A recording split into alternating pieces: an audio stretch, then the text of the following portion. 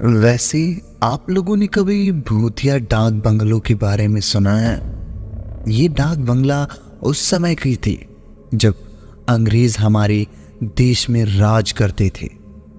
वहीं पर वह लोगों को मारकर या किसी लड़की की हत्या कर कर उनका रेप करके इधर उधर फेंक देते थे, जिसका कोई अंतिम संस्कार न हो पाता था।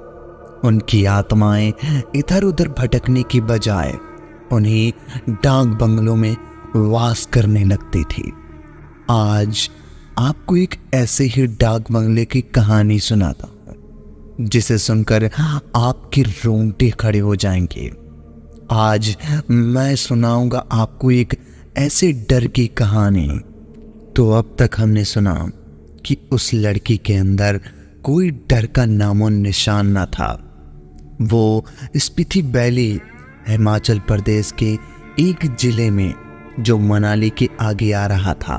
रास्ते में अनजान लड़की का लिफ्ट मांगना और कार का खराब होना अलग तरह की अनहोनी हो रही थी, और उस लड़की का ना डरना ये उससे भी ज्यादा सता रहा था। वह लड़की थी कौन आखिर? वह इससे क्या वास्ता था आखिर? जानते हैं, वह दोनों डाक बंगले में रुके हुए थे। अंग्रेजों ने भले ही डाक बंगला बनाया, किंतु अब वह मेरे लिए भूतिया हवेली में बदल गया था। बर्फीली रात, अजनबी लड़की का साथ, भूतिया हवेली। एक ऐसी लड़की जिसके अंदर डर का नामो निशान न था, जैसे उसने किसी मनोवैज्ञानिक चिकित्सा से न डरने की टैबलेट खा ली हो। उसने अपनी मुट्ठी खोली और मेरी हथेली पर रख दिया। उसमें एक छोटा सा पत्थर था जो जुगनी की तरह चमक रहा था। मैंने उसे दूर फेंक दिया। वह कुछ नहीं बोली। हम लोग वापस अपने बंगले में लौट आए। स्कंधा कुछ कहने की बेचैन थी। उसने चेहरे पर आने वाले हाव भाव बता रहे थे। वह बोली, जानते हो मैं कौन हूं? चुड़ैल। मैंने कहा ठीक है। वह हंसी, पर प्याली चाय बना दो, मैं मस्ती कह दिया।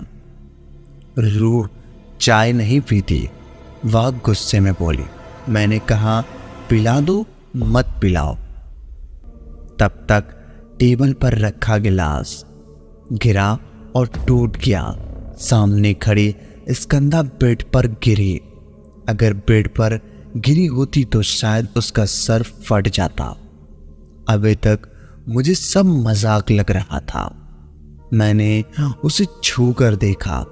वह बर्फ की तरह ठंडी थी। नब्ज पल्स नहीं चल रही थी।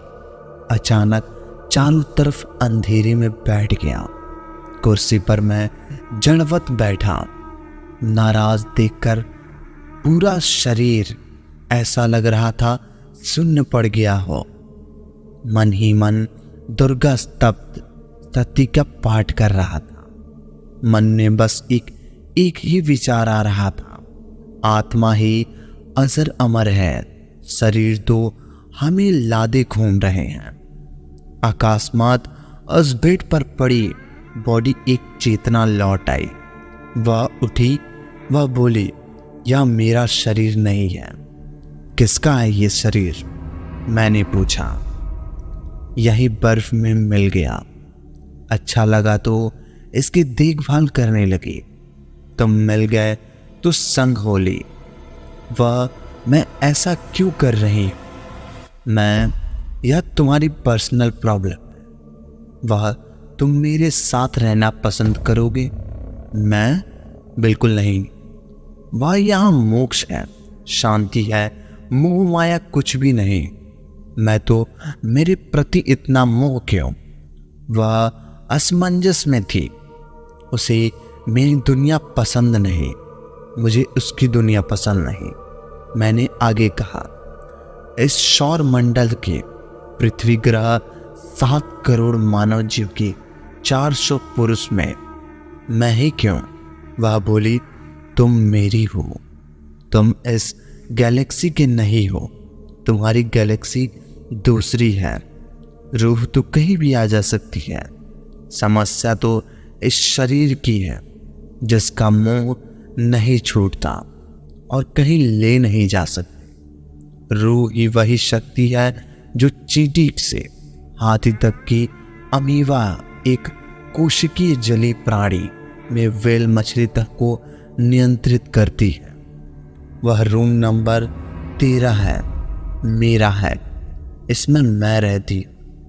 जिस शरीर की इतने दिनों से देखभाल कर रही हो, उसे इस ठंड में चाय पिला सकती हो। चाय की क्या ज़रूरत, जिस्म की गर्मी देने के अन्य तरीके भी हैं। मैं खामोश था। उसने कुछ जड़ी बूटी पानी में डाली, वह गर्म हो गया। पानी इतना ठंड भी जमा नहीं, अल्कोहल है। वह मुस्कुरा कर बोली। मैं मन ही मन सोच रहा था, इसका तो फ्रीजिंग वाइट है, 418 डिग्री है। अगर आज जिंदा रहा तो कौन विश्वास करेगा? वह कौन है? यह एक भटकती आत्मा, शहरों में आती नहीं, बस वीरान जगह पर घूमती रहती। आखिर वह लड़की थी कौन जो इसके साथ रहना चाहती थी? क्या इन दोनों का कोई रिश्ता था?